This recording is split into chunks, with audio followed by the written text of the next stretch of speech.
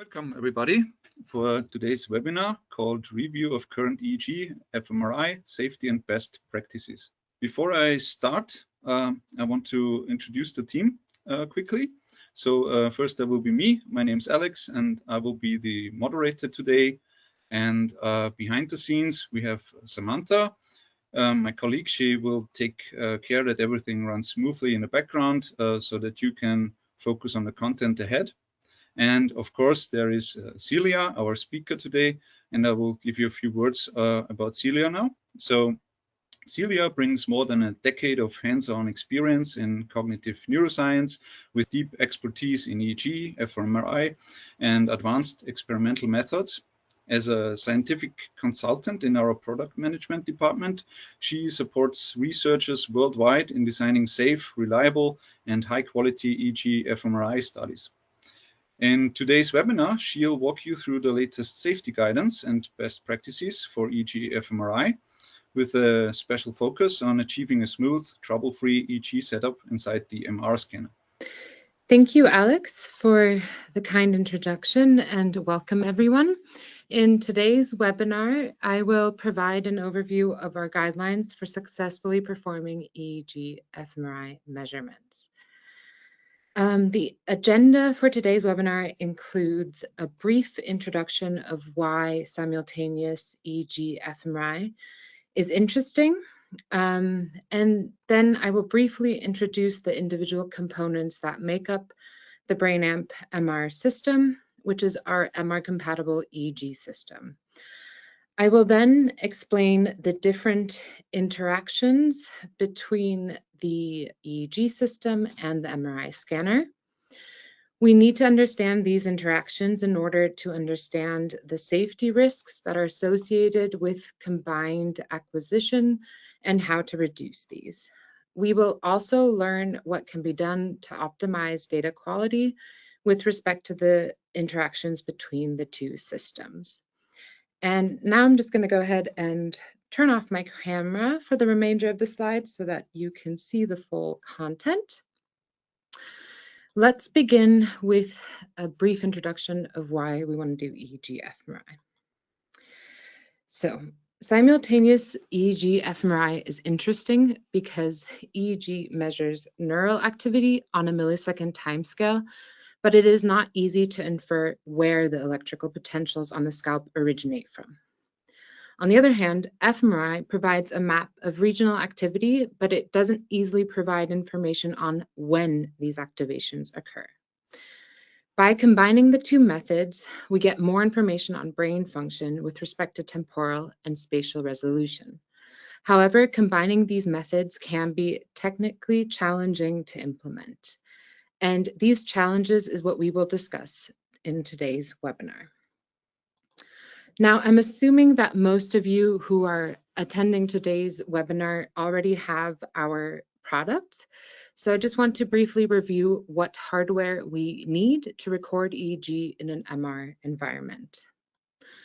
So we need an EEG cap that contains electrodes, which are measuring voltage fluctuations at the scalp that are produced by the postsynaptic potentials of large populations of cortical neurons. We can record EEG either with the BrainCap MR or the RNet MR in the MR environment. Then we have the amplifier that takes the analog electrical signal and converts it to a digital signal that can be read by the computer, as well as amplifies the signal. This is also at a stage where we implement specific hardware filters that will have an impact on our data signal that we're acquiring in our EEG recording. The amplifiers that we have that are MR compatible include the BrainAmp MR Plus, the BrainAmp MR, or the BrainAmp EXG MR.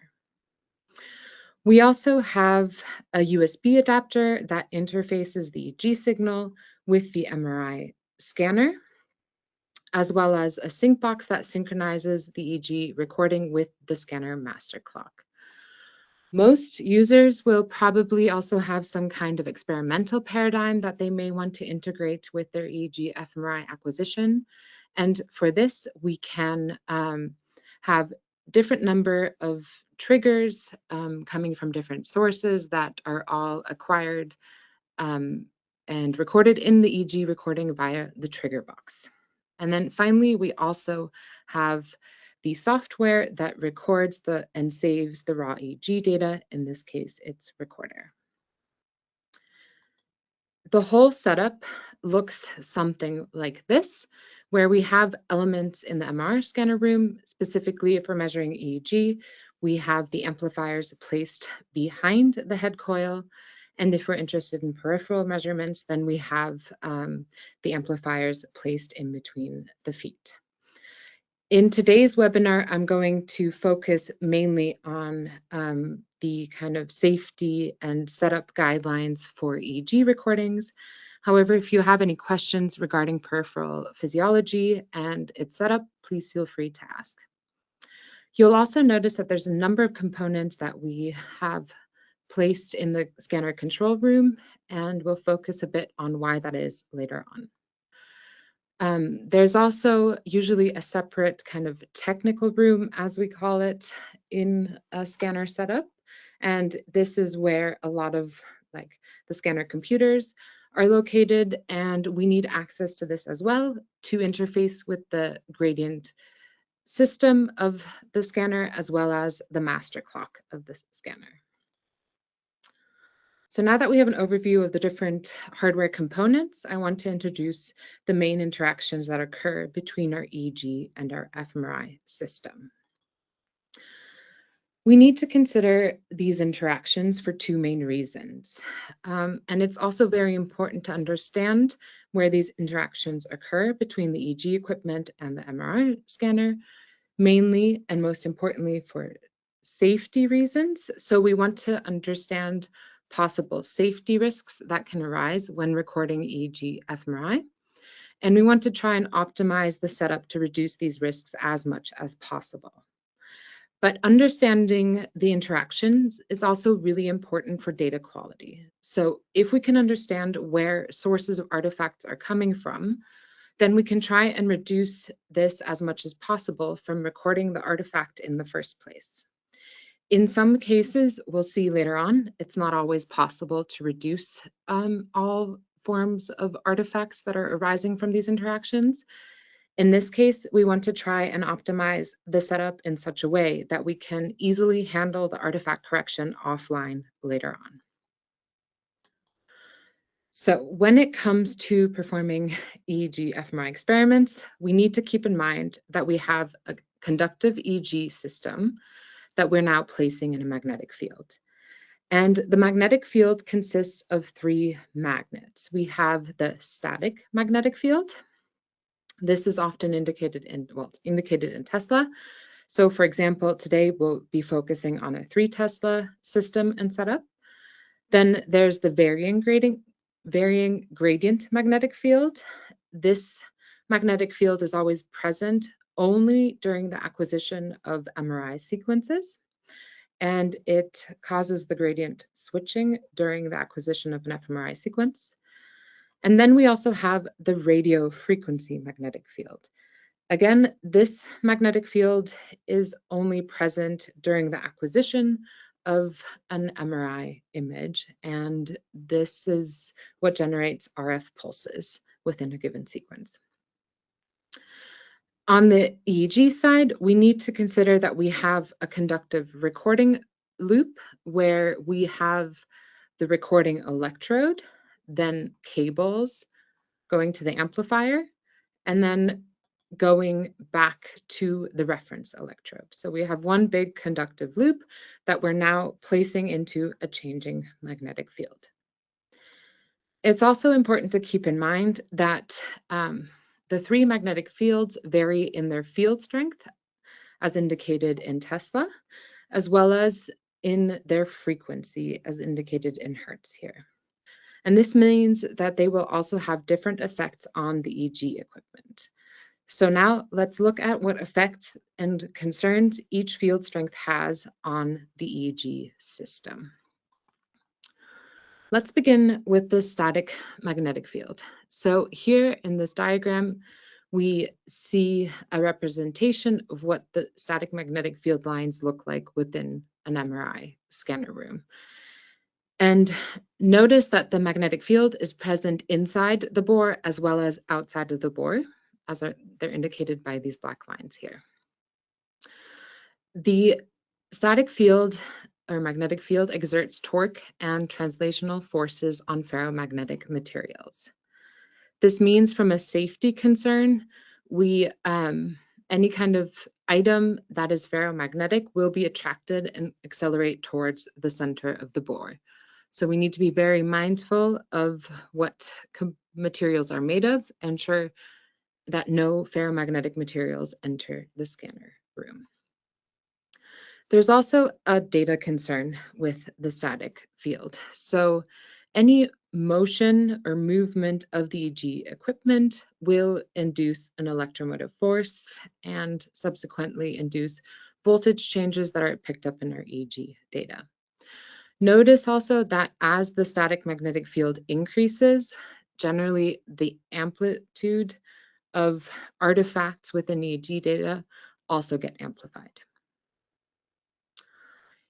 On the RF side, or for the RF magnetic field, the effect the field has on our EEG equipment is that it induces electromotive force in a conductive loop.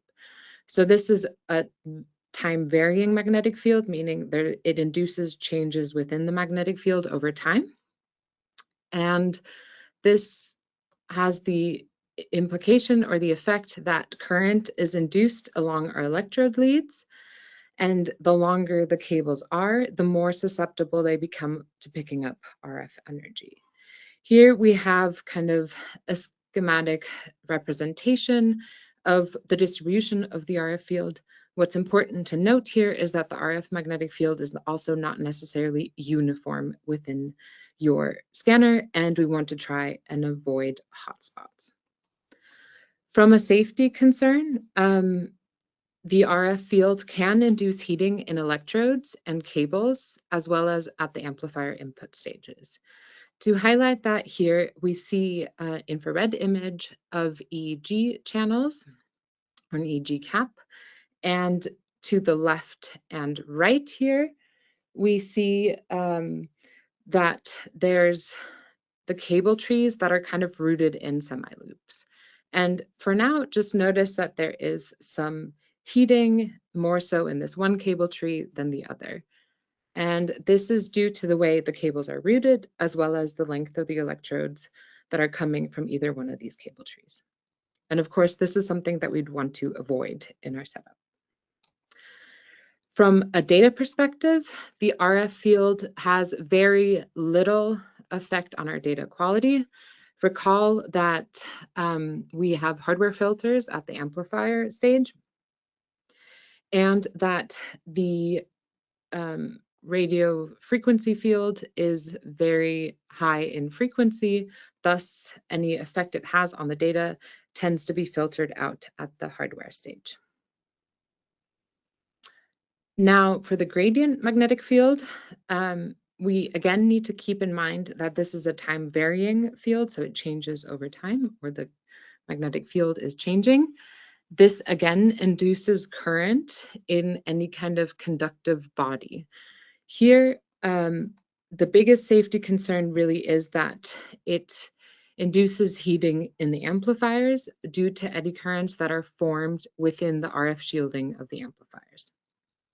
And again, on the right side, we see a kind of schematic of the kind of gradient magnetic field and its spatial distribution and how that changes within the scanner.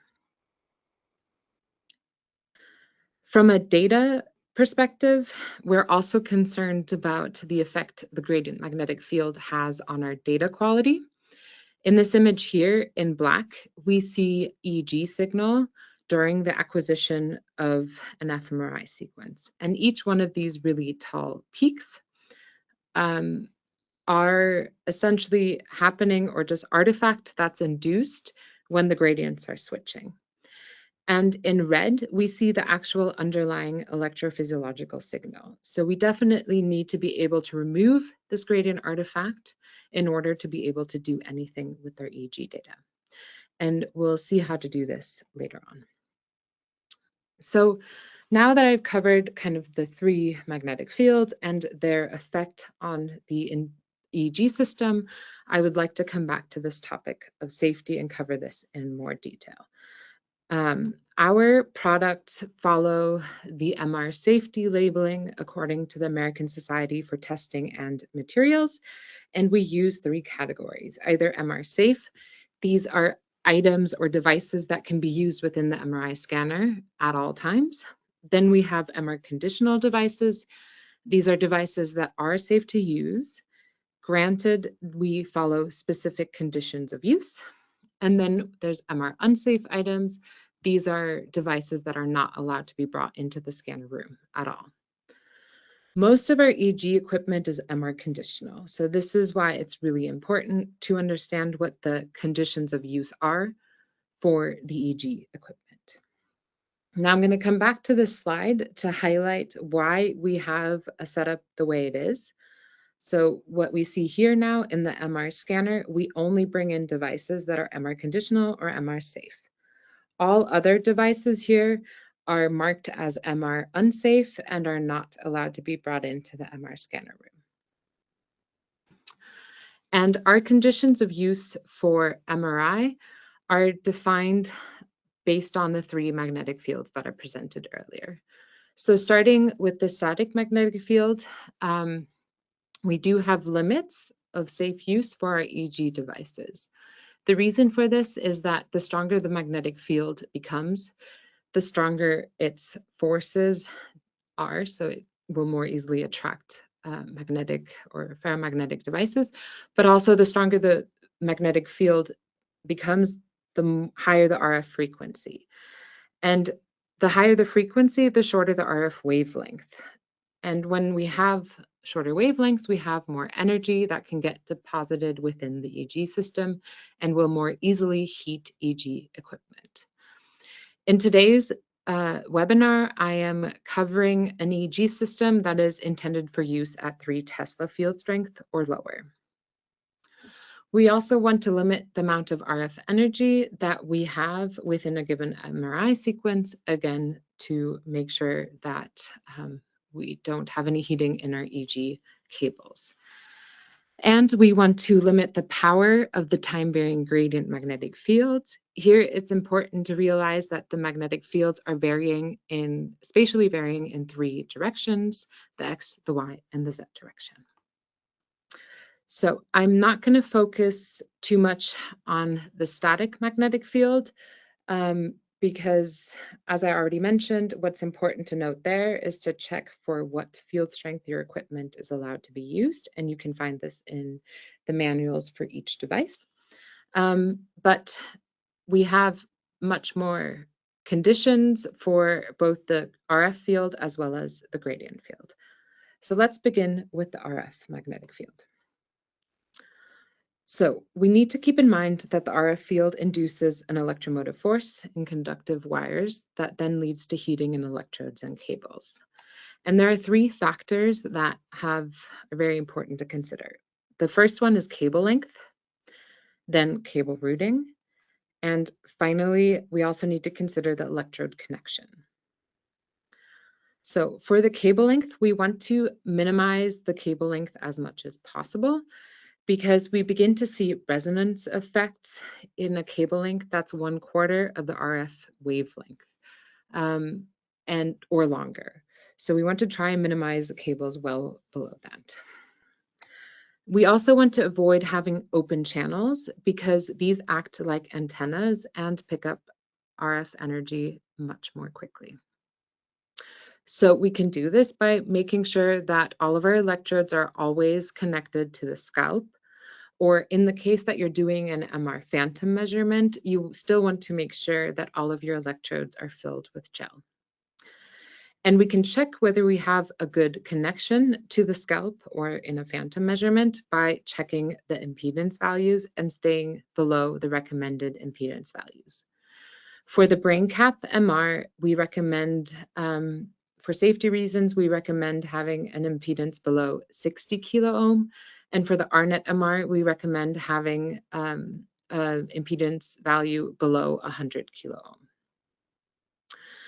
We also want to pay attention to cable routing and make sure that we have straight cables and avoid having loops forming in the cables, as well as consider using suitable head coils.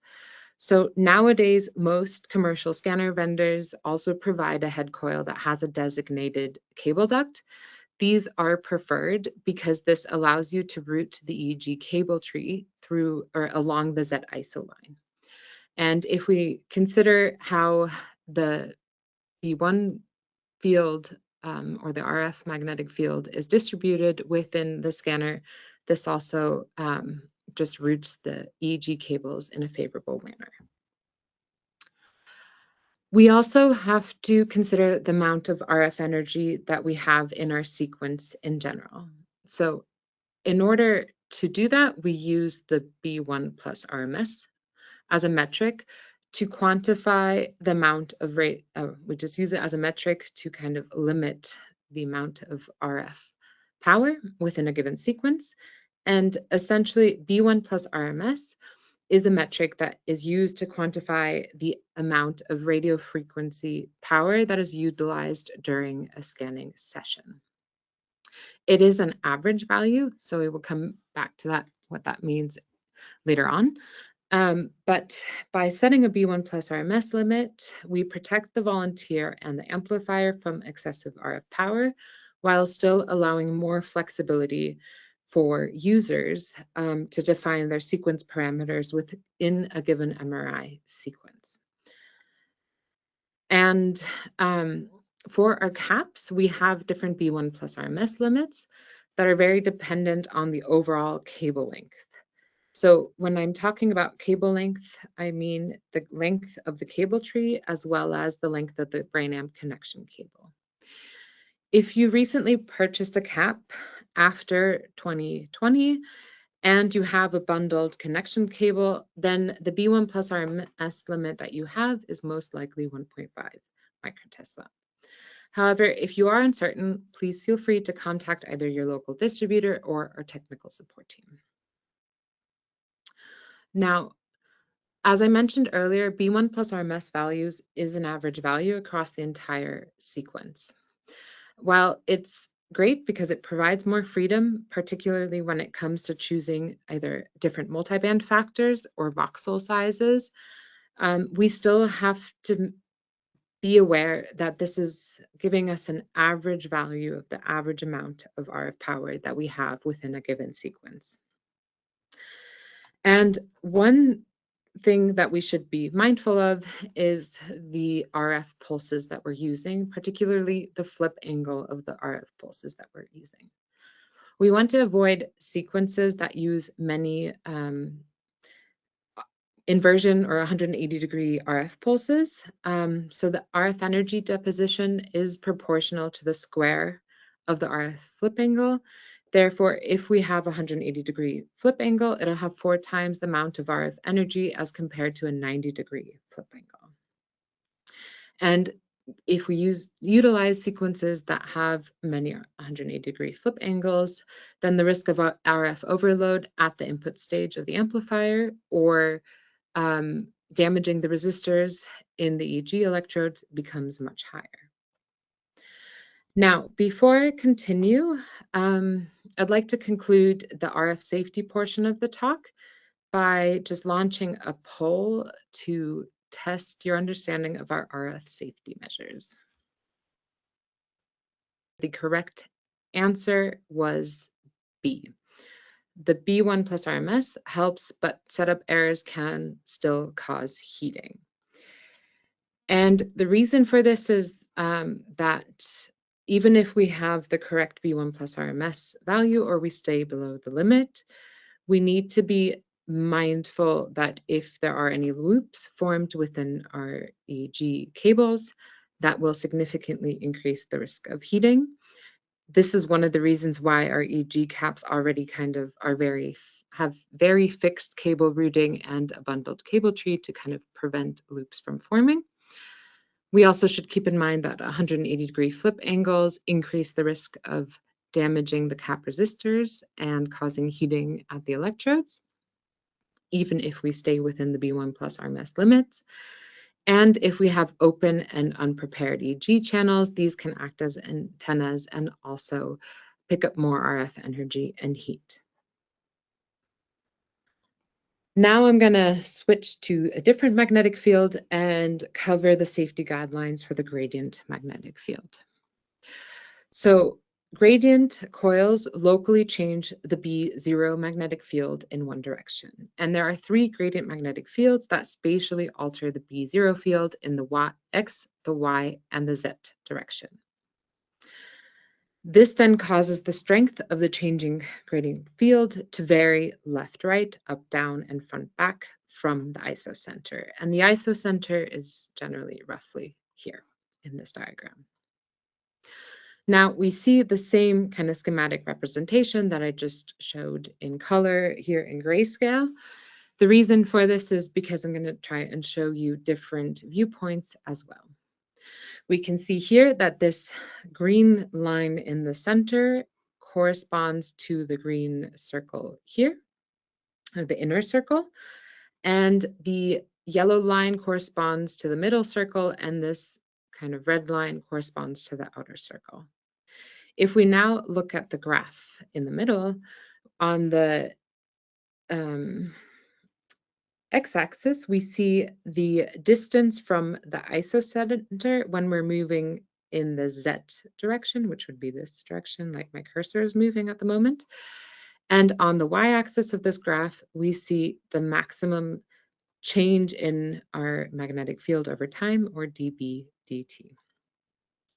And what we can see is as we're moving away from the isocenter and either towards the sides of the bore or towards the top or bottom of the bore, the maximum dB dt also increases. And we need to consider that we're placing our amplifier somewhere here behind the head coil.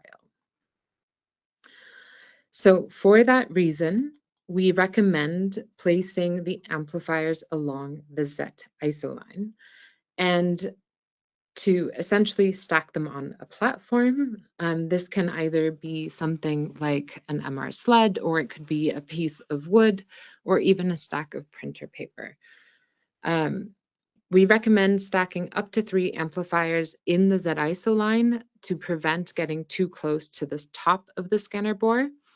And we, in part D of the figure here, we can see that we also want to make sure everything is nice and centered and avoid placing 2 amplifiers side by side. In parts A, B, and C of this figure, we see a number of kind of channel configurations that we offer. So starting with part A of the figure, we see a 32-channel setup where A is the amplifier and B is the battery. So we could easily configure the setup like this, where we have a stack of 2. When we move into higher channel numbers, such as a 64-channel setup or a setup with 32 channels and carbon wire loops, we would then recommend stacking 2 amplifiers on top of each other and placing the battery behind. Now, besides just amplifier positioning, we also want to consider a few kind of parameters or MR sequence parameters. The first one that I would like to start with is gradient mode, or if you're a Siemens user, it'll be referred to as gradient performance mode. Essentially, the strength of the changing gradient fields is determined both by the gradient amplitude as well as the slew rate, which is just the change or the rate of change of the gradient switching. And scanners there are a series of scanners that were developed more recently that sometimes are referred to as high performance scanners or scanners with high performance gradients. They are becoming increasingly popular. When we are referring to scanners with high performing gradients, we're referring to scanners that have a maximum gradient amplitude above 60 millitesla per meter and a maximum gradient slew rate above 220 Tesla per meter per second. This is indicated in the technical specifications of all commercial scanners or in their manuals. Maximizing the gradients on high performance scanners really increases the risk of heating in the amplifiers. So recall that the gradients can, or the changing gradient magnetic fields can induce eddy currents on the amplifier housing or the shielding within the amplifiers. So for any scanner that has a gradient amplitude above 60 millitesla per meter or a maximum gradient slew rate above 220 Tesla per meter per second, we recommend using normal gradient mode or normal gradient performance mode, as they're known for Siemens scanners. We also want to pay attention to the phase encoding direction for functional MRI sequences. So for EEG-fMRI acquisitions, EPI sequences are typically used. And for functional EPI sequence, we need to pay attention to the direction of the phase encoding direction. So essentially, recall that we have three gradients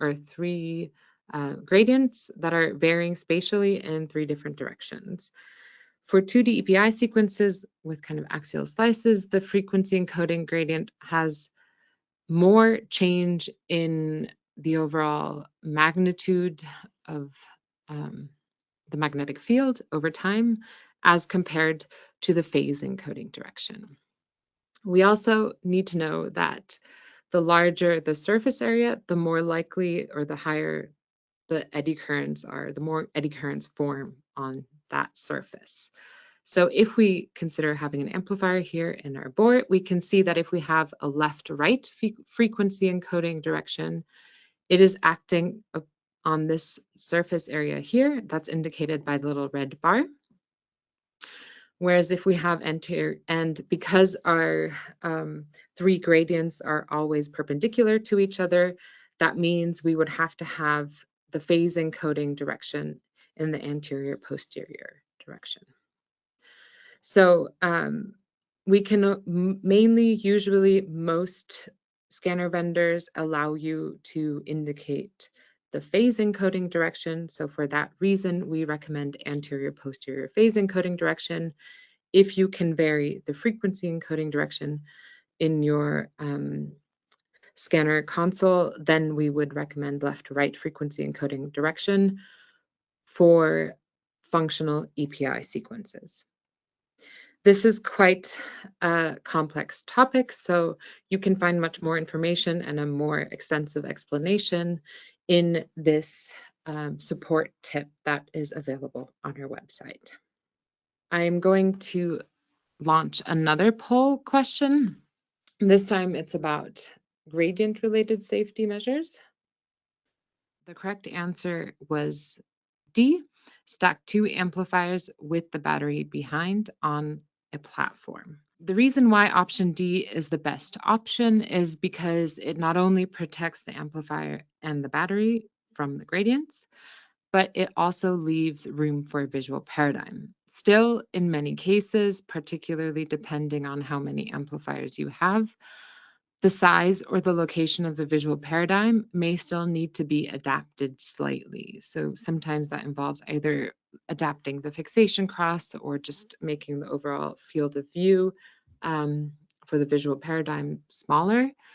This is one of the kind of compromises that need to be made when doing this very kind of complex EEG-fMRI setups.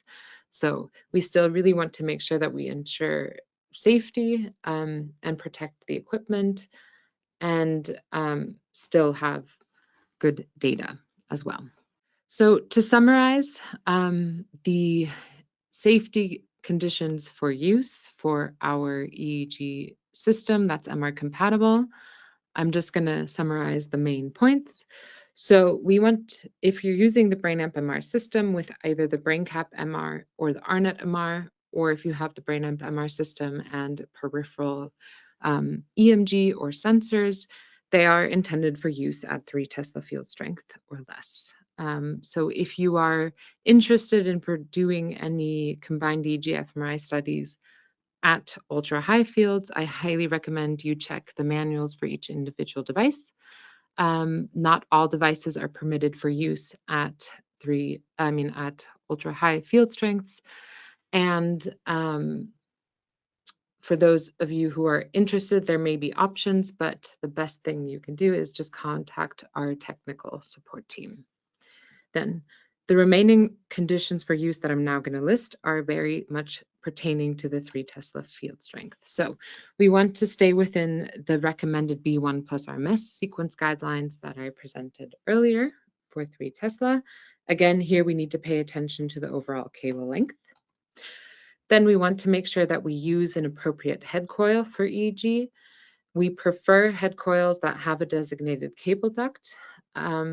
In some cases, if you don't have a cable duct, I also recommend reaching out to our technical support team to ask for the best alternative for cable routing. We want to maintain low impedances across all of our electrodes to ensure we don't have any open channels. And we want to ensure straight cable routing. We want to position all of the amplifiers and cables centrally and in line with the Z-axis of the scanner. And we want to avoid having 180-degree inversion pulses or flip angles that are 180 degrees for our RF pulses. For EEG-fMRI studies, we recommend using functional API sequences. Of note, here, we are acquiring a time series with our EEG equipment, and we want to do the same on the MRI side to be able to look at the changes across time in our data analyses later on. Therefore, there's really no benefit from having an EEG system inside of the scanner while acquiring any kinds of structural or anatomical images. Therefore, we do recommend removing EEG equipment when acquiring anatomical images. It can be an additional step and add some extra study time or scan time, but it really does improve data quality. And we'll see and learn more about that in the next step. We recommend using phase encoding in the anterior-posterior direction for functional MRI sequences and recommend using normal gradient performance mode for those scanners that are considered high-performance scanners. All right, now we're going to switch gears a bit and focus on what we can do for best practices to optimize the data quality. Again, many of the interactions that we learned about earlier from a safety aspect will also have data or impact on the data quality itself. So why are the magnetic fields important for EEG data? Well, Faraday's law of electromagnetic induction suggests that a magnetic field will interact with an electrical circuit to produce an electromotive force or voltage. And our EEG system is an electrical circuit, and we now have placed this in a very strong magnetic field that is changing as we're running our fMRI sequence. Any change in the magnetic field will induce a current in the electrode leads, and the changes in the magnetic field can be a result of several factors.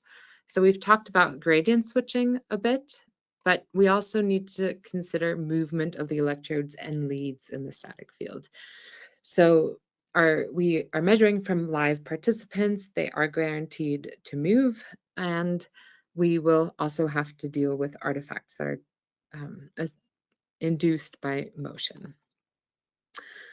Keep in mind that any current flow induced by changes in the magnetic field will generate voltage potentials, and these potentials are going to be measured alongside your EEG data. And this is the main reason why recording EEG in an MRI environment can be really challenging, and we wanted to try and to make sure that we do everything we can to get the best quality EEG data from the start, so that we can hopefully either eliminate or minimize these scanner-related artifacts as much as possible and have good and usable EEG data. So I'm going to begin by just introducing the main sources of the scanner-related artifacts that we encounter in EEG that is acquired in an MRI scanner. These can be kind of categorized into either technical artifacts. This includes artifacts that are induced by the MR scanner environment, often sometimes referred to as noise. And then we have the technical artifacts that are induced by the switching of the gradient magnetic fields. There's also physiological artifacts. The two main sources of physiological artifacts that we pick up in EEG is the cardioballistic artifact.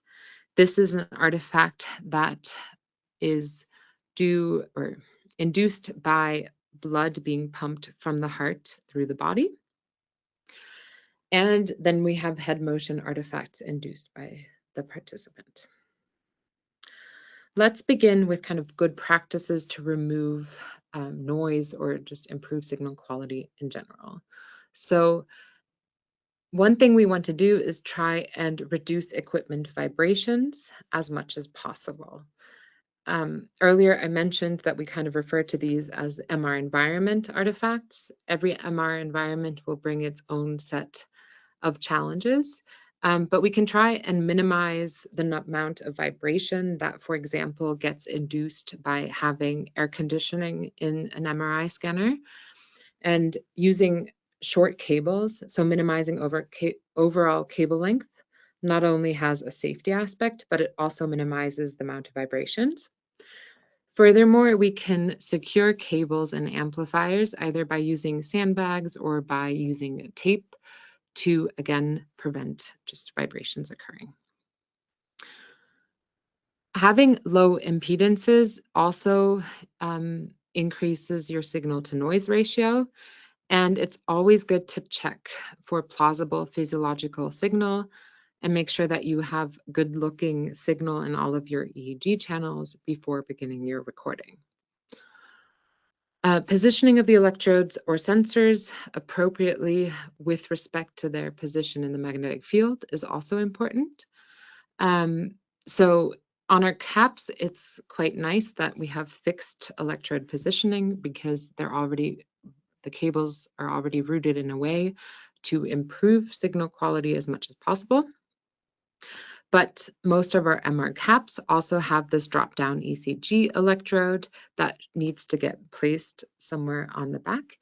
And we recommend placing it as close to the ISO line as possible, but also keep in mind kind of the hard axis of each individual participant, and usually positioning the ECG lead just a bit to the left of the vertebral column, but still fairly in the center really does improve on the back really does improve the overall signal quality of the ECG. Finally, it's very important to ensure participant comfort. When possible, I highly recommend using participants that have been in a scanner before. The scanner can be a very scary environment if it's your first time. And on top of that, we're now adding an EEG cap that can be somewhat uncomfortable and restrictive. Therefore, to minimize motion, it's always good to use participants that have been introduced to that environment before. We can further reduce participant head movement by using appropriate padding or cushioning that is usually present in most MRI scanning rooms. Now I'm going to focus on the gradient artifact and focus on best practices that should be considered in order to ensure smooth removal of the gradient artifact offline later on. So there's a few things that we can do on a hardware side. First, we need to interface with the scanner for the gradient artifact correction. And this includes connecting the sync box to the master clock of the scanner to synchronize the EEG acquisition with the scanner acquisition as well, or the scanner clock. Then we also want to make sure that we're recording fMRI volume triggers by connecting the EEG system to the gradient output of the scanner. Keep in mind that for the fMRI acquisition time, also commonly referred to as the TR, we want to make sure that that time is a multiple integer of our EEG sampling rate to ensure that the EEG recording can sufficiently sample the incoming markers and that no jitter appears. Then we also want to pay attention to the positioning of the electrodes, the cables, and the amplifiers. Again, we want to position the amplifier and the cables in line with the z-axis of the scanner. The reason why we try and position everything centrally is one, to minimize the size of the recording loop. So keep in mind that we have the recording loop being formed between the recording electrode and the reference electrode.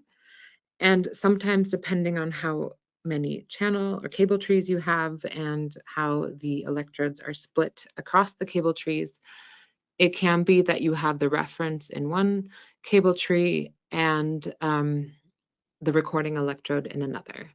So by having all of our cables routed centrally in the Z-isoline, we minimize the recording loop, but we also want to avoid routing cables through areas where the magnitude of the varying gradient magnetic field is large. So again, if we kind of recall the spatial distribution of the varying gradient magnetic fields, then if we were to route a cable out to the side opening, the great amplitude of the gradient artifact will be much larger than if the cable is routed in the Z-isoline. From a software side, we also need to ensure that we have the correct recorder workspace settings to prevent channel saturation and that we have the proper sampling rate to properly sample the gradient artifact. When you're opening a recorder workspace or generating one, it's important to pay attention to the resolution in the master settings. So we want a resolution of 0.5 microvolt. This ensures that we have a large enough dynamic range to record the full amplitude of the gradient artifact. Insufficient dynamic range will result that we get channel saturation, and then it will not be possible to remove the gradient artifact. We also want to pay attention to the sampling rate. So the sampling rate that is recommended for EEG-fMRI recordings is 5,000 Hertz. This sufficiently samples the gradient artifact itself. We also recommend using a low cutoff filter of 10 seconds to prevent DC saturation occurring as the channels drift. And we recommend a high cutoff filter of 250 Hertz. This limits the overall amplitude of the gradient artifact before it even enters the analog to digital conversion stage. So recall again that the frequency of the gradient artifact is somewhere in the millihertz range. So anything that we can filter out before it's acquired in the EEG data is very beneficial for us in this case. Finally, all of our MR caps are equipped with series resistors that are implemented in the electrodes or the electrode leads. And the series resistor values are always indicated on the cap connector box. I recommend checking those and entering them accordingly in the workspace to prevent having false impedance readings. So the other kind of sources of artifacts that I mentioned before were artifacts that are physiological in nature. And one artifact that we definitely need to remove is the cardioballistic artifact. There are two ways that we can do this. I'm going to focus here on the optimal method, which is using artifact detection loops that are known as carbon wire loops. An alternative method is using the ECG signal to mark and remove the cardioballistic artifact in EEG via an average subtraction method. And you'll find two webinars or a webinar for removing scanner-related artifacts on our website that goes into much more detail of what this artifact looks like and how to remove these artifacts within Analyzer. But here I'm just going to introduce hardware that we can use to help record the cardioballistic artifact and then remove it later on. And these are the artifact detection loops, or also as we call them, carbon wire loops. They detect physiological activity that is induced by head motion or the heartbeat. And the CWLs are a bipolar recording loop that anytime any motion is induced within a magnetic field, it picks up changes in magnetic flux, which again generate small voltages that are then recorded within the loop. And so here's an example of a signal that we would see being recorded from one loop.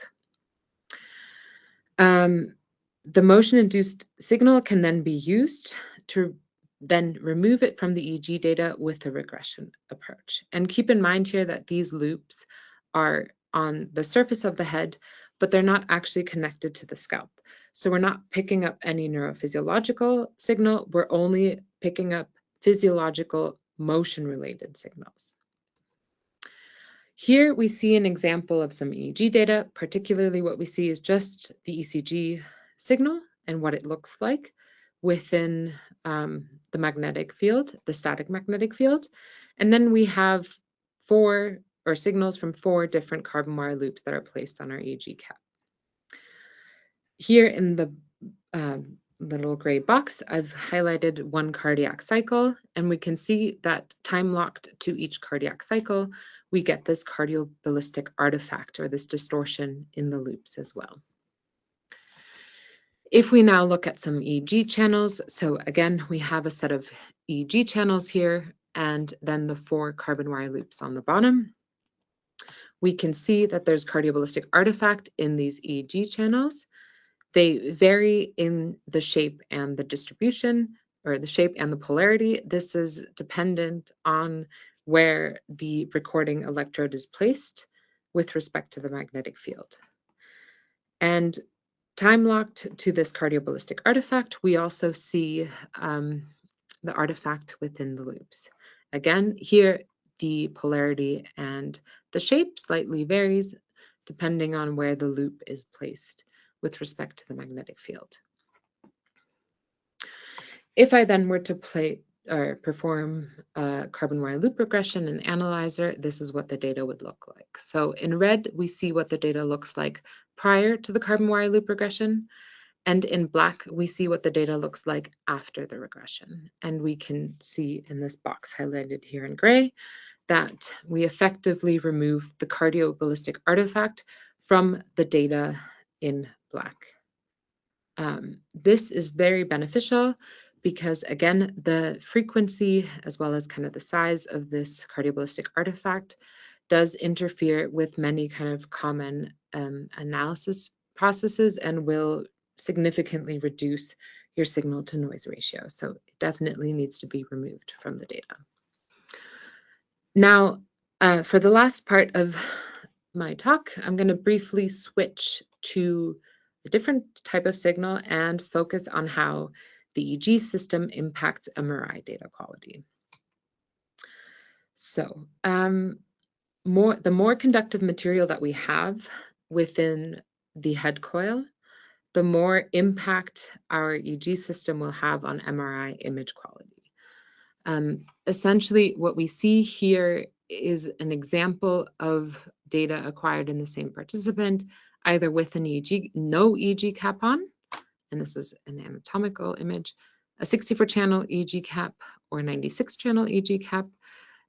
What I'm highlighting here is if we just look at kind of this grayscale of the image itself, The pixel intensity here is all normalized to the same values or the same range. And what we can then see as we go from no EEG to 64 channels to 96 channels is that our overall MR signal magnitude is decreasing globally the more we increase the number of EEG channels. And this is due to the interactions that we have, both with the B0 and the B1 field. But for this reason, we recommend using the minimum number of EEG channels that are necessary for your research question. So in combined EEG-fMRI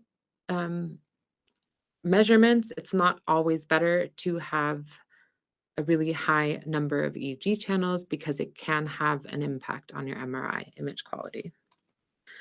Something else to consider is that proper cable routing is also very essential, not only for EEG or the safety of our EEG system and the data quality of the EEG signal, but also for the MR image quality. So here is what we call EEG possible head coil. There's no designated cable duct in the back, which would force you to route the cables out either to the side. In cases like these, you can sometimes have images where you get kind of darker spots or signal loss. And that is induced by having the cables running in a semi-loop along the top of the head out to the sides. So again, having kind of a head coil that has a designated cable duct can also really improve image quality. And for this reason, we highly recommend always pilot testing your setup and to perform continuous data quality checks. So today I have shown several examples of artifacts or issues that can arise in both your EEG data as well as the MRI data. And there are many potential sources of noise in the scanner that we want to try and reduce as much as possible before we begin our study. This, again, will minimize the amount of noise or artifact that we acquire in the EEG data. Some common mistakes that we often see is that either the wrong recorder workspace settings were used, and thus we get channel saturation during the acquisition of gradient artifact, or we see channel saturation during the acquisition of the gradient artifact in the EEG data, or that the EEG system was not synchronized to the MR clock, or that there are no fMRI volume markers. And all of these will, for example, impact whether you're going to be able to successfully remove the gradient artifact or not. And for this reason, I also just recommend after every recording or after every session, just to briefly check, are my markers there? Does my EEG data look good? Same on the MR image side, it's always good to look at your MR images as well. It is essentially very important to pilot test your experimental paradigm and to continuously check the quality of your EEG and MRI data during a combined EEG-fMRI study. Please don't wait until the last minute or once you've acquired your entire data set to check the data, but really do periodic checks in between. And so as a summary, the MRI scanner creates a really harsh environment whose magnetic fields are interacting with our EEG system. And we need to understand these interactions between the EEG system and the fMRI system so that we can make sure we have safe and successful measurements. From a safety aspect, it is really important to always follow local MR safety procedures. In today's webinar, I then also introduced an overview of our guidelines for EEG-fMRI, and it's also really important to follow these guidelines. From a data quality aspect, we covered what can be done to optimize, or provided an overview of what can be done to optimize the EEG data quality, as well as a few examples of what can be done on the MRI side. And again, here, it's really important to check the data quality regularly. And everything that I presented today, excuse me, was like an overview of what is listed in our official manual. It's the Performing Simultaneous EEG-fMRI Measurements Manual that can be found on our website. We also have a series of very helpful support tips that are available on our website and other webinars that are related to removing scanner-related artifacts and other tips. And if you ever have any other questions, please feel free to reach out to our technical support team. And with that, thank you. And that's the end of the webinar. So again, thank you to everyone who participated in this webinar. Thank you very much to Celia for your great presentation. And I hope everyone enjoyed the webinar and enjoy the rest of your day, and see you soon, hopefully.